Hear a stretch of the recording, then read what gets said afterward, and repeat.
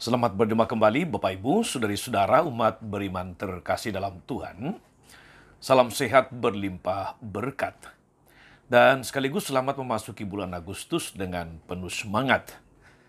Hari ini 1 Agustus 2024, gereja memperingati atau merayakan Santo Alfonsus Maria de Liguori.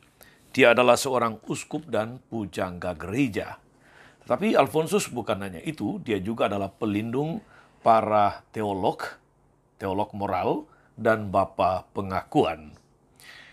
Serum Agus CSSR, saudara-saudari, mengajak kita pada saat merayakan Santo Alfonsus Maria de Liguori, pendiri kongregasi CSSR atau Redemptoris, merenungkan kutipan Injil Matius bab 13 ayat 47 sampai 53.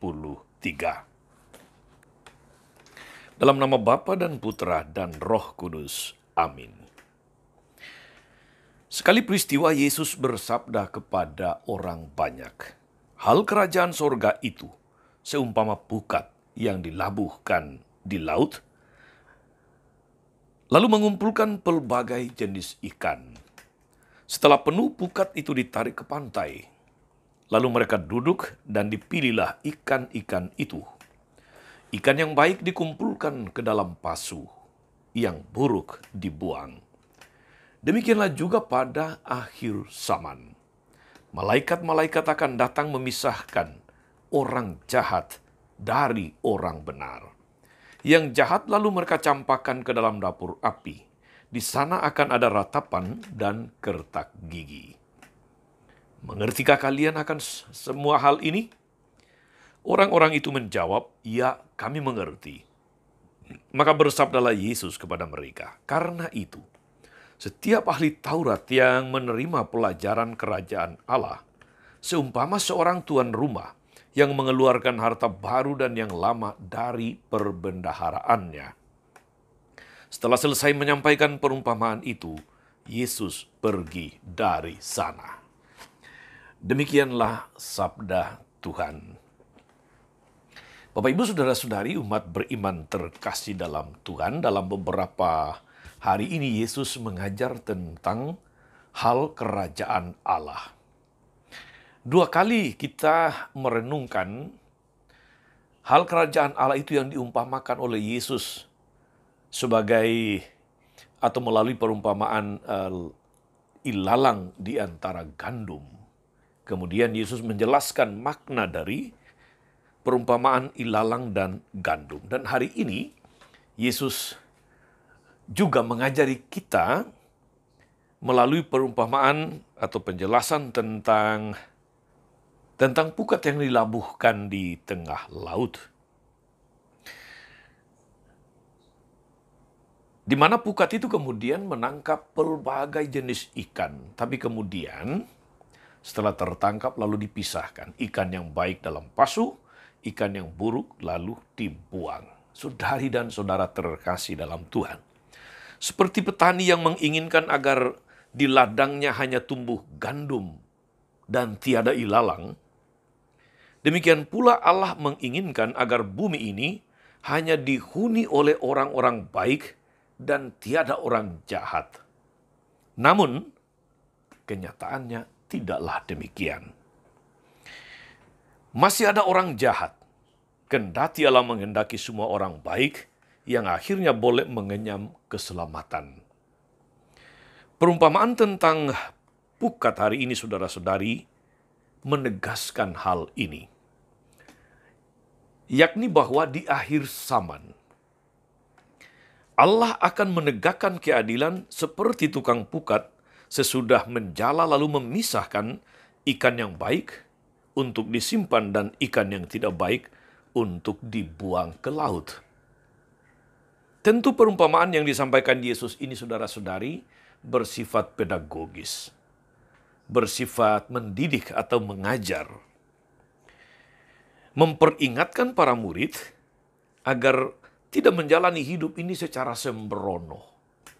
Sebab Allah yang maha baik itu juga adalah Allah yang maha adil. Demi tujuan pengajaran itu, Yesus lalu bertanya kepada para murid, "Mengertikah kamu akan semuanya ini?" Dan mereka menjawab, "Kami mengerti." Saudari dan saudara terkasih dalam Tuhan, dimensi pedagogis atau pengajaran ini juga tampak dalam bacaan pertama hari ini dari kitab Yeremia, bab 18 ayat 1 sampai 6. Di mana Allah meminta Nabi Yeremia untuk mengamati seorang tukang periuk. Allah ingin Yeremia berefleksi dan belajar dari pekerjaan membuat periuk. Seperti tukang periuk menginjak menempah tanah liat sebelum akhirnya membentuk tanah itu menjadi periuk yang indah dan berguna. Allah juga menempa bangsa Israel lewat pelbagai macam ujian yang menyesakkan agar Israel tumbuh dewasa di dalam iman mereka.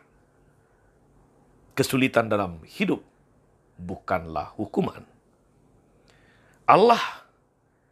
Tetapi didikan Allah agar kita semakin dewasa di dalam iman, di dalam pertumbuhan rohani kita. Peluang untuk menjadi orang baik dan orang jahat di dunia ini, saudari-saudara, itu hampir sama besarnya. Kita semua bagai bibit ikan yang ditaruh Allah dalam lautan lepas. Kita bebas berkreasi di sana. Kita bebas menjadi diri kita yang terbaik, versi terbaik diri kita. Sadar bahwa Allah sendirilah yang menaruh kita di antara karang dan di tengah gelombang, di tengah taufan. Itulah yang menguatkan kita. Itulah yang membentuk kita, membuat kita menjadi tetap bertahan di tengah ujian, di tengah segala macam cobaan hidup. Pada saatnya nanti, Allah akan memanen. Semoga saudara-saudari, kita menjadi salah satu di antara sekumpulan ikan yang baik. Tugas kita, saudara-saudari, adalah berusaha menjalani hidup sebagai pengikut Tuhan yang baik. Jatuh bangun itu biasa. Ujian cobaan itu normal. Badai dan gelombang harus kita hadapi. Jangan pernah berputus asa. Sebab pada akhirnya, saudara-saudari, kita tahu kita akan menjadi pemenang. Tetaplah semangat di dalam menjalani iman, saudara-saudari. Tetaplah mewujudkan nilai-nilai kerajaan Allah. Semoga Tuhan memberkati segala usaha baik kita untuk menjadi versi diri kita yang semakin baik atau bahkan terbaik di mata Tuhan. Tuhan Yesus memberkati. Amin. Tuhan Yesus Kristus, kami bersyukur karena Engkau mengajari kami senantiasa untuk menyadari kehendak-Mu dalam hidup kami ini. Bahwa Engkau menghendaki kami menjadi anak-anak-Mu yang semakin kokoh, semakin matang dalam iman, dan semakin hidup menurut iman kami. Sebab dengan cara itulah, pada akhirnya kami Kau dapati layak dan pantas untuk masuk ke dalam kerajaan-Mu. Meski hidup tidak selalu berjalan mulus, semoga kami senantiasa mengarahkan pandangan kami kepadamu. Terpujilah Engkau Tuhan sepanjang segala masa. Amin. Saudari-saudara sekalian, berkat Allah turun atas saudari-saudara, atas mereka yang kita doakan atau kita janjikan doa. Mereka yang sakit dan menderita.